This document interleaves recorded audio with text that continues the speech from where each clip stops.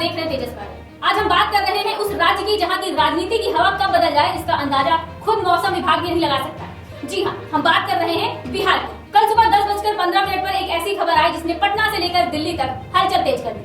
मुख्यमंत्री नीतीश कुमार ने एमएलसी पद से इस्तीफा ले लिया। नियम तो ये भी कहता है कि कोई भी व्यक्ति बिना किसी सदन का सदस्य हुए भी 6 महीने तक मुख्यमंत्री रह सकता है। यानी नीतीश कुमार के पास 180 दिनों का समय है, एक ऐसा समय जिसमें वो बिहार की राजनीति को नए सिरे से लिख सकते हैं। यही से कहानी दिलचस्प होती है कि क्या ये सिर्फ एक संवैधानिक प्रक्रिया है या फिर किसी बड़े राजनीतिक बदलाव की तैयारी। अब बड़ा सवाल ये नहीं है कि इस्तीफा क्यों दिया गया, सवाल ये है कि क्या नीतीश कुमार अब बिहार के मुख्यमंत्री रहेंगे या पूर्व मुख्यमंत्री बनकर दिल्ली की ओर रुख करेंगे। आज हम इसी सियासी पहेली पर बात करेंगे। सुबह का वक्त, लेकिन पटना के सियासी गलियारों में आज चाय से ज्यादा गर्म चर्चा थी। इस्तीफा कब होगा? जदयू की तरफ से पहले संकेत आया कि इस्तीफा तैयार है। ये एक साधारण बयान नहीं था, बल्कि सियासत के बड़े तूफान की आहट थी। फिर एंट्री होती है संजय गांधी की, हाथ में एक रहस्यमयी लिफाफा, कदम सीधे विधानसभा परिषद की ओर।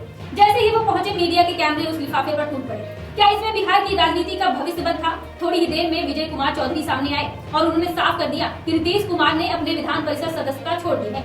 लेकिन कहानी यहाँ सीधी नहीं थी, असली ट्विस्ट अभी बाकी था। सभापति मौजूद नहीं थे। हाँ, सही सुना आपने। इतने बड़े सियासी घटनाक्रम के बीच कुर्सी खाली थी। संजय गांधी इंतजार करते रहे। मिनट बीतते गए और आखिरकार वो लिफाफा सौंप दिया गया। इस्तीफा आधिकारिक हो गया, लेकिन सस्पेंस और गहरा हो गया।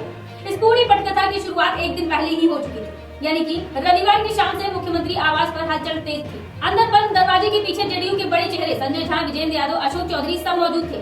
कहा जा रहा था कि यही वो स्क्रिप्ट लिखी थी जो कल सुबह लाइव दिखाई गई है। अब बड़ा सवाल, अगर नीतीश कुमार को मुख्यमंत्री ही रहना है तो फिर इस्तीफा क्यों?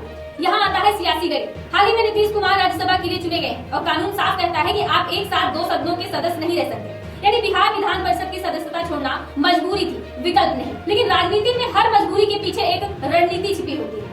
नियम तो ये भी कहता है कि कोई भी व्यक्ति बिना किसी सदन का सदस्य हुए 6 महीने तक मुख्यमंत्री रह सकता है। यानी नीतीश कुमार के पास 180 दिनों का समय है, एक ऐसा समय जिसमें वो बिहार की राजनीति को नए सिरे से लिख सकते हैं। यही से कहानी दिलचस्प होती है। क्या ये सिर्फ एक संवैधानिक प्रक्रिया है या फिर किसी बड़े राजनीतिक बदलाव की तैयारी?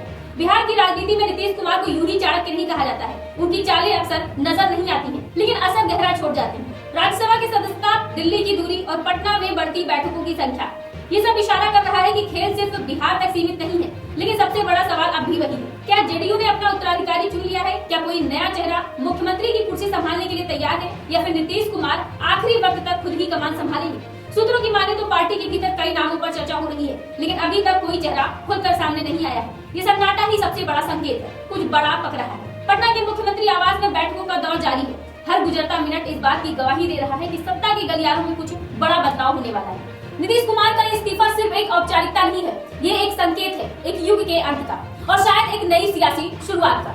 2 दशकों से ज्यादा समय तक बिहार की राजनीति पर अपनी छाप छोड़ने वाले नीतीश कुमार अब एक नए मोड़ पर खड़े हैं। सवाल ये नहीं है कि उन्होंने इस्तीफा क्यों दिया, सवाल ये है कि अब आगे का क्या वो दिल्ली जाकर राष्ट्रीय राजनीति में किंगमेकर की भूमिका निभाएंगे या फिर ये सिर्फ एक रणनीतिक चाल है? आपको बता दें कि बिहार की राजनीति में शांति जितनी दिख रही है उतनी है नहीं। ये सन्नाटा किसी बड़े तूफान से पहले की खामोशी भी हो सकती है और इसीलिए नजरें बनी रहनी चाहिए, क्योंकि बिहार में खेल खत्म नहीं हुआ है, बल्कि असली खेल अब शुरू हुआ है। फिलहाल आपकी इस रिपोर्ट पर क्या राय है, हमें कमेंट बॉक्स में जरूर बताइए।